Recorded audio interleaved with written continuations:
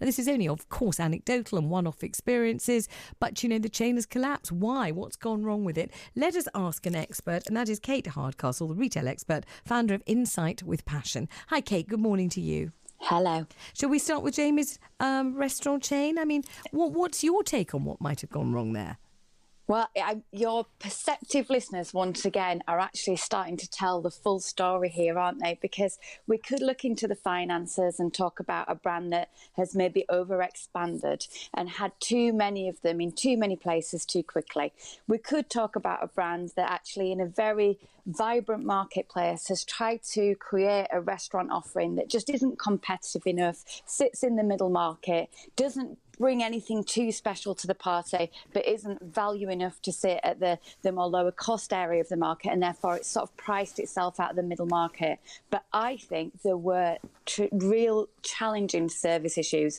I think there was almost this kind of cutting each meal to fit almost like a burger pate format. They wanted very much a consistent offer across each one, but that consistency didn't allow those restaurants to give the vibrancy, the flair, the love that we all actually get from particularly an Italian restaurant. So I think actually there were other issues under the bonnet that created just a disconnect with consumers who had better offerings elsewhere. It's interesting because in the Daily Mail today there's a very big piece on it, and the Daily Mail suggests that maybe Jamie Oliver's brother-in-law is responsible for the downfall of the company, and that I don't know anything about at all. But it's interesting that Jamie is quoted in this article as saying, "I'm out there doing," and I quote, "the jazz hands. I haven't got time to actually cook in the restaurants." And of course he hasn't. There's so many of them. He's doing jazz hands. He's on the telly, he's cooking, he's being Jamie Oliver. That's what he does, and he does it brilliantly well, and it's hugely successful. And I mean, I've met him many times. In fact, my show was the first ever broadcast he did when he was still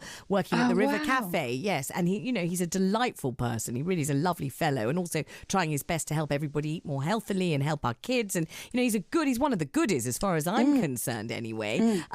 But he was right, wasn't he? He wasn't personally cooking in the restaurants. How could he possibly be?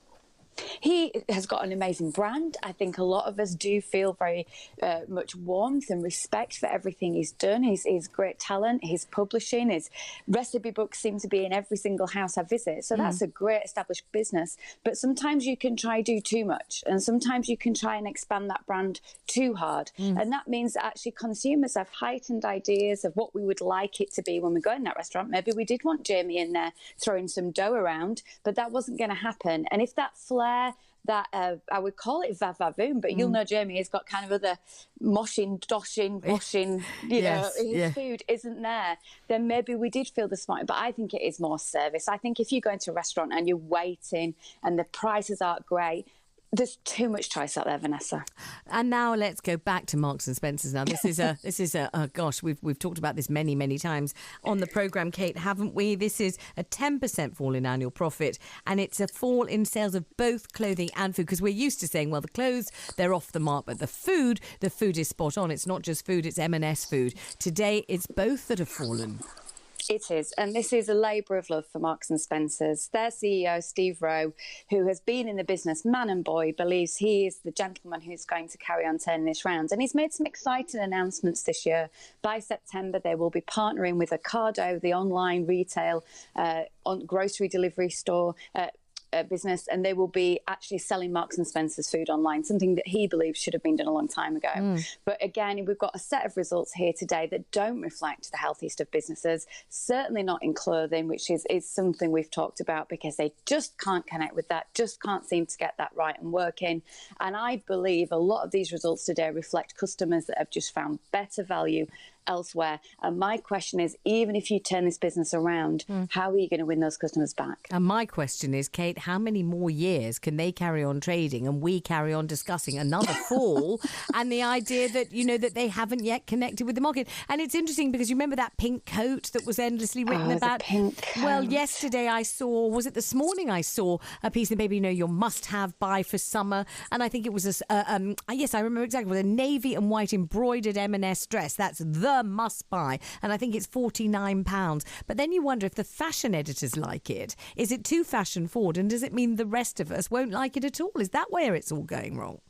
Again, perception, very perceptive as always. Consumers sometimes just want the basics from M&S. They've said that to us and they find that very difficult. Sizing is a problem. Yes, so even if there is a sizing really must-have, is a problem. You don't know what size you are at M&S. It's very confusing. Even the shoes are an odd size, aren't they? There's people always remark on their sizing, and then there's M&S sizing, and it bears no resemblance to any other sizing. Is that fair or unfair to say? No, that's so right, because that is feedback from the top of the country right down to Cornwall and Land's End.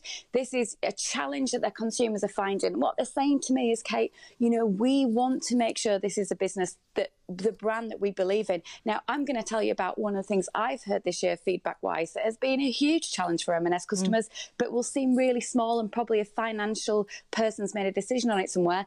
In their cafes, they have hot drinks. They've stopped giving away the free biscuit. You have to ask for it. That's caused huge upset with their regulars. Right. Imagine going and having your lovely biscuit with your coffee every morning, and then all of a sudden it's removed. People don't like this. They see M&S as a bit of quality in their life, and if it starts to become very value, my pushback is there's a lot of value operators out there. So as soon as they start to try and make that supermarket look and feel, which is what they're trying to do with their food, maybe really start to focus on food. The Aldi's, the Lidl's, the Waitroses, and the Sainsbury's, who are celebrating 150 years this year, doing very good jobs trying to eat that market up too. Thank you very much for talking to us. That is Kate Hardcastle, and she is the founder of Insight with Passion.